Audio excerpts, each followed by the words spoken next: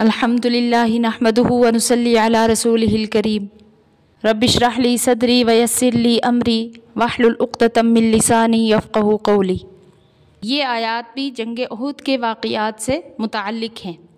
ग़ज़वा उहुद में पेश आने वाली फ़तह और शिकस्त और इन दोनों में जो कुदरती हिदायत पोशीदा थी उनका बयान मुसलसल फरमाया है। अऊज़ु बिल्लाहि मिनश शैतानिर रजीम, बिस्मिल्लाहिर रहमानिर रहीम। वमा मुहम्मदुन इल्ला रसूल, और मुहम्मद सल्लल्लाहु अलैहि वसल्लम तो एक रसूल ही हैं। क़द खलत मिन क़ब्लिहिर रुसुल, इससे पहले भी गुज़र चुके हैं रसूल। ये इसलिए फ़रमाया अल्लाह ताला ने कि जब जंग उहुद की आर्जी शिकस्त के वक्त जब किसी ने ये मशहूर कर दिया कि हज़रत सल्लल्लाहु अलैहि वसल्लम की वफ़ात हो गई, तो सहाबा किराम रज़ी अल्लाह अन्हुम पर जो गुज़री और गुज़रनी चाहिए थी उसका अदना सा अंदाज़ा करना भी हर शख्स के लिए आसान नहीं। ये वो हज़रात हैं जिन्होंने हज़रत सल्लल्लाहु अलैहि वसल्लम की मोहब्बत में माल, औलाद, अपनी जानें और सब कुछ गंवा देने को दुनिया की सबसे बड़ी सआदत समझी और अमल से उसका सबूत दिया है।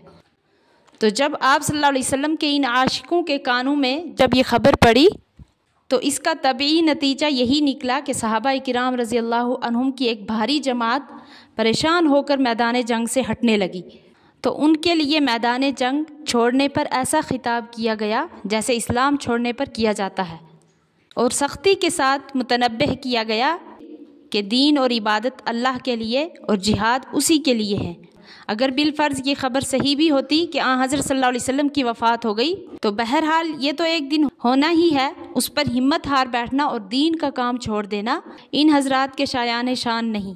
इसलिए इरशाद फरमाया वमा मुहम्मदुन इल्ला रसूल, यानी मोहम्मद सल्लल्लाहु अलैहि वसल्लम एक रसूल ही तो हैं, खुदा तो नहीं।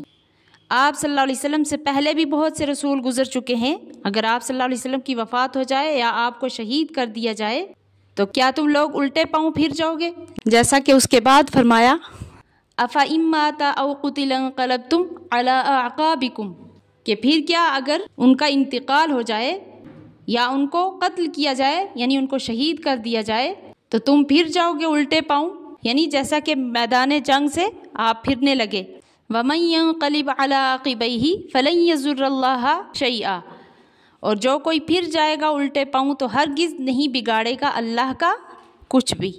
वसयज़िल्लाहु शाकिरीन, और अनकरीब अल्लाह बदला देगा शुक्रगुजारों को, यानी जो ऐसे मौक़ों पर अल्लाह ताला के इनामात को याद रख कर उसकी इताअत पर कायम और मुस्तकिल रहते हैं। वमा काना लिनफ्सिन अन तमूता इल्ला बिइज़्निल्लाहि किताबम मुअज्जला, और कोई मर नहीं सकता बग़ैर अल्लाह के हुक्म के, लिखा हुआ है एक वक्त मुकर्रर। यानी किसी के मरने से इतना घबराना भी फजूल है, इतना घबराना भी नहीं चाहिए। अल्लाह ताला ने तो एक उसका वक्त मुकर्रर कर रखा है, तो वक्त आएगा तो उसकी मौत होगी। वक्त से पहले तो कोई मार नहीं सकता, और मौत से घबरा कर भागने का आखिर नतीजा यही होता है कि चंद दिन दुनिया में ज़िंदा रहेगा। और ऐसी तदबीर का असर क्या होता है? वमन युरिद सवाबद दुनिया नुअतिही मिनहा, और जो कोई चाहेगा बदला दुनिया का तो हम दे देंगे उसको दुनिया ही से। वमन युरिद सवाबल आखिरती नुअतिही मिनहा, और जो कोई चाहेगा बदला आखिरत में तो हम देंगे उसको उससे। वसनज़्ज़िश शाकिरीन, और हम बदला देंगे एहसान मानने वालों को। ये आयत इसलिए बयान फरमाई गई कि जंग उहुद में जिन हज़रात को हज़रत सल्लल्लाहु अलैहि वसल्लम ने पहाड़ी के पीछे की जानिब पर निगरान बनाकर बिठाया था, शुरू फ़तह के वक्त आम मुसलमानों को माल गनीमत जमा करने में मशगूल देखकर इनमें भी चंद हज़रात को ये ख़याल पैदा हो गया कि अब तो फ़तह हो गई, इस जगह ठहरने की ज़रूरत न रही, फिर हम भी माल गनीमत जमा करने में क्यों हिस्सा न लें। तो वो अपनी जगह से हट गए।